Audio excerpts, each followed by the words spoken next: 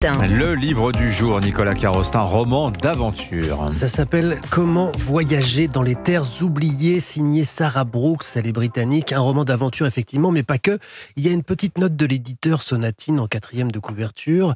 L'improbable rencontre entre Jules Verne et Stephen King dans le Snowpiercer. On se dit, calmos quand même sur les références, et on commence le voyage. En train donc, et le Snowpiercer, c'est un train. Oui, qui ne s'arrête jamais d'avancer dans un monde apocalyptique. Là, c'est différent, c'est un train qui peut s'arrêter et le monde n'a pas été détruit, on est fin 19e. Simplement, c'est un train qui s'aventure dans des terres de danger et de mystère qu'on appelle les terres oubliées, coupées du monde, donc dans le roman, entre la Russie et la Chine. La voie ferrée a été construite dans les années 1850, soit un demi-siècle après l'apparition des mutations et 20 ans après la construction des murs et la fermeture complète des terres oubliées.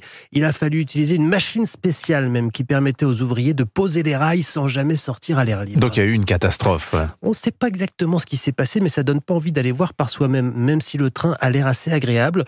Quand on est en première classe, en tout cas, c'est le cas de Maria Petrovna. Elle se fait passer pour une passagère lambda, mais elle est là pour enquêter. Il y a Henry Gray aussi, un scientifique ambitieux qui se veut spécialiste des terres oubliées, ou Zhang Weiwei.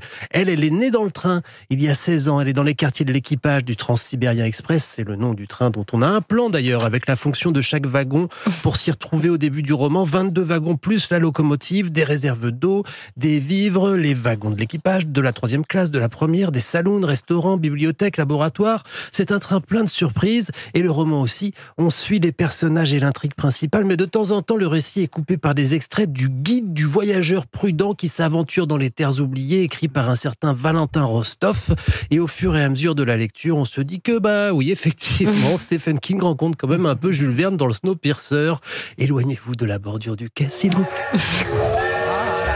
Elle est belle l'édition, oui, c'est magnifique. Vous ne pouvez pas le manquer, il brille de partout avec son vernis sélectif doré, les terres oubliées. 19e justement. Oui, Comment voyager dans les terres oubliées, donc Sarah Brooks, c'est chez Sonatine Édition. Merci Nicolas, traduit par Héloïse Esquier.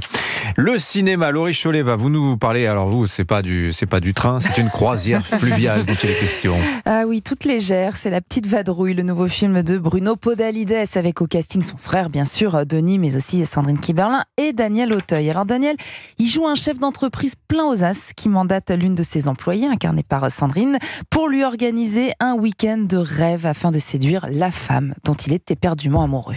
Justine ? Oui, monsieur Pauillac. Je voudrais passer un petit week-end original.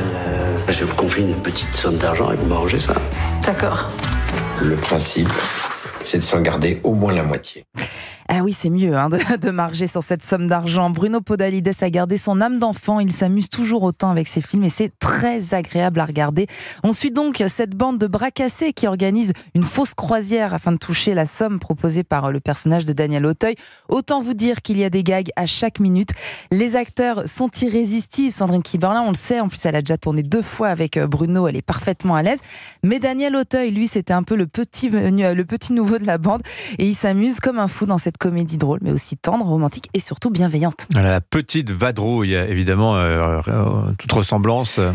Petit clin d'œil à la grande vadrouille, évidemment. La ressortie aussi d'un film culte ce mercredi. Et pas n'importe lequel, écoutez cette musique de John Williams à l'occasion des 80 ans du débarquement. Et bien ce grand classique de Steven Spielberg, Il faut sauver le soldat Ryan, ressort au cinéma ce jeudi dans plus de 300 salles.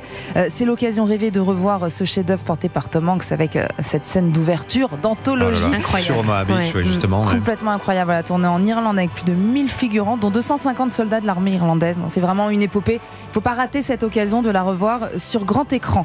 Et autre belle occasion, jeudi à 18h, je fais mon auto-promo pour une fois. Bien sûr. Je vous propose un YouTube Live en compagnie de Virginie Giraud pour commémorer justement les 80 ans du débarquement, une émission qui va mélanger histoire et cinéma. Alors c'est un YouTube Live qui s'annonce génial puisqu'on va pouvoir poser des questions à Laurie Choleva et Virginie Giraud. Vous avez vu un film, vous avez envie d'avoir la confirmation historique avec Virginie Giraud. Par exemple, moi j'aimerais vraiment savoir s'il pleuvait il y a 80 ans, parce qu'il pleut au début du film Le Soldat Ryan. J'aimerais bien savoir, donc je vais leur poser la question en live. Il y avait du vent de mer qui a fait monter la marée plus vite. Eh ben voilà. Et C'est demain à c'est où 18h sur c'est YouTube. Oui, mais où? Sur YouTube. Où sur YouTube La chaîne Europe 1. La chaîne Europe 1. Voilà, sur la chaîne bien YouTube Europe 1. Voilà, c'est beaucoup plus clair comme ça. C'est Merci vrai, beaucoup. vous avez raison. Merci beaucoup. J'ai hâte le Facebook Live ou le YouTube Live avec Vincent Herouet. Toutes les questions sur les relations internationales. On devrait faire ça, mon cher ça Vincent. va Hein, tous les deux là. On serait bien. Merci beaucoup, Laurie Choleva. Bonne journée. Bonne journée. Dans un instant, votre édito politique. Juste après le jour.